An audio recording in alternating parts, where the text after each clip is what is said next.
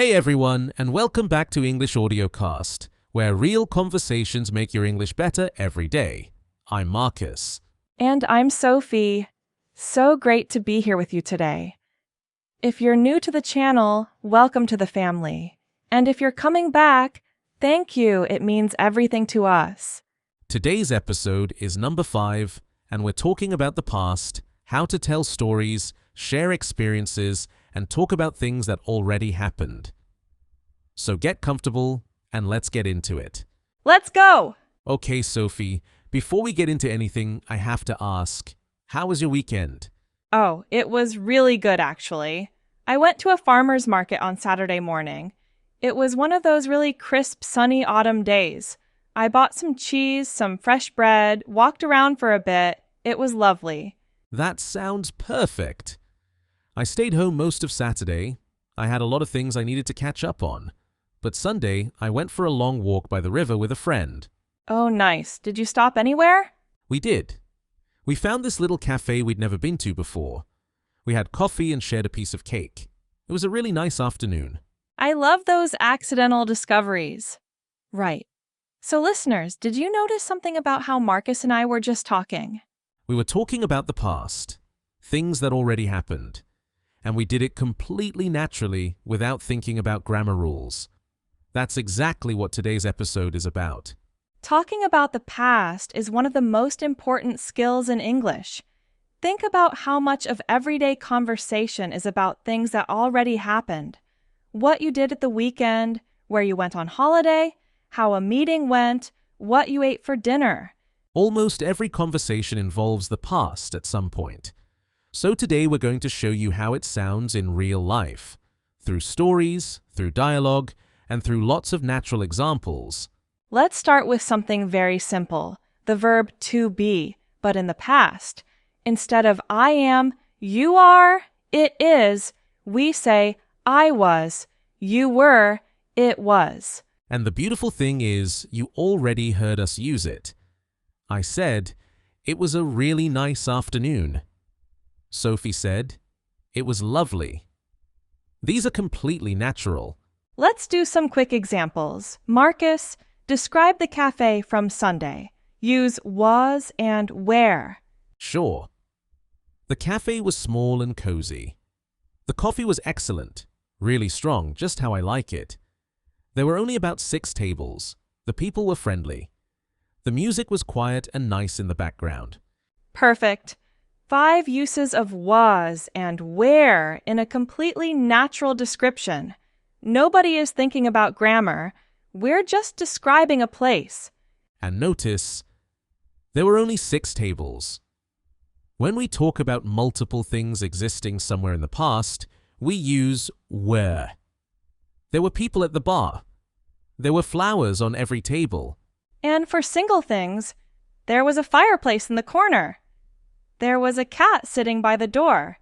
Very common, very natural.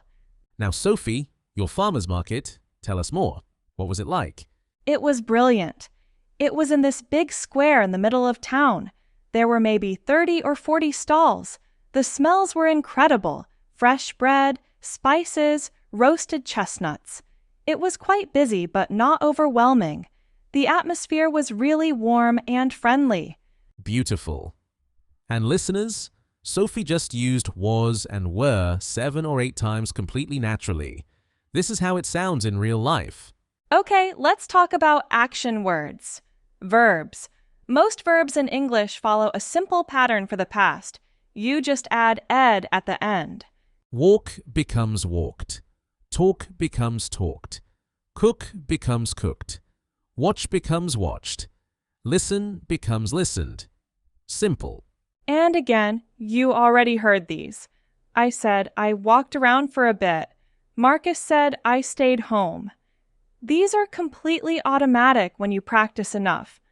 Let me tell you about my Saturday at home, and listen out for all the past tense verbs. I woke up late, around 9. I made coffee, I checked my emails, I cleaned the flat a bit. In the afternoon, I called my mum.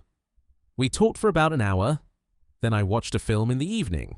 Wonderful. So, woke, Irregular, we'll come back to that. But made, checked, cleaned, called, talked, watched. All regular, all with ed at the end. And notice how naturally these flow. Nobody says, yesterday I did the action of cleaning. You just say, I cleaned. Simple, direct, natural. Your turn, listeners. Think about yesterday. What did you do? You probably woke up, got dressed, had breakfast, maybe worked or studied, cooked dinner, watched something before bed. All of those are past tense verbs. Now, the irregular verbs. These are the ones that don't follow the ed rule. They change completely. And I know that sounds scary, but here's the thing, the most common ones you'll use every single day. Let's go through them naturally, in sentences, not lists, because that's how your brain actually learns them. Go, went. I went to the farmer's market. We went for a walk. She went home early. See, saw. I saw a beautiful sunset. We saw a deer in the park. He saw his old friend on the street. Have, had. I had a great time. We had coffee together. She had a long day at work. Eat, ate. I ate the most amazing pasta last night. We ate outside because the weather was beautiful. Get, got. I got up early. She got a new job. We got lost on the way there, which actually turned out to be fun. Take, took. I took loads of photos. He took the train. We took a wrong turn and ended up somewhere completely unexpected. Come, came. She came to the party. They came from a different city. He came back later than expected. Buy, bought. I bought some cheese at the market. She bought a new coat. We bought tickets for the concert. Now, don't try to memorize that list. Just listen to them in context. The more you hear them, the more natural they become. Let's use them in a real story. Okay, I'll tell you about a weekend I had a few months ago. Just listen and enjoy the story. Don't think about grammar. Go for it. So last spring, I went to Prague for a long weekend with 2 friends. We got the train on Friday evening. It took about 4 hours. When we arrived, we went straight to a little restaurant near our hotel. We ate traditional Czech food and drank local beer. It was incredible. Went, got, took, arrived, went, ate, drank, was all past tense, completely natural. Keep going. On Saturday, we walked around the old town for hours. I took so many photos. We saw the famous clock tower. It was stunning. We bought some souvenirs. In the afternoon, it rained a bit, so we went into a beautiful old cafe and had hot chocolate. Walked, took, saw, bought, rained, went, had. Listeners, did you notice how Sophie mixed regular and irregular verbs without even thinking about it? That's fluency. Sunday was our last day. We got up early and walked across the famous bridge. The city was quiet at that time. There were barely any tourists. It felt magical. We came home that evening very tired but very happy. That was a perfect story. And notice something important? Sophie didn't stop to think, now I need to use past tense. It just flowed. That's the goal. Now your turn, Marcus. Tell us about a memorable experience from the past. Okay. A few years ago, I went on a solo trip to Japan. I was completely alone, didn't speak a word of Japanese, had no idea what I was doing, and it was one of the best things I ever did. Oh, wow. Where did you go? I started in Tokyo. I got there after a very long flight.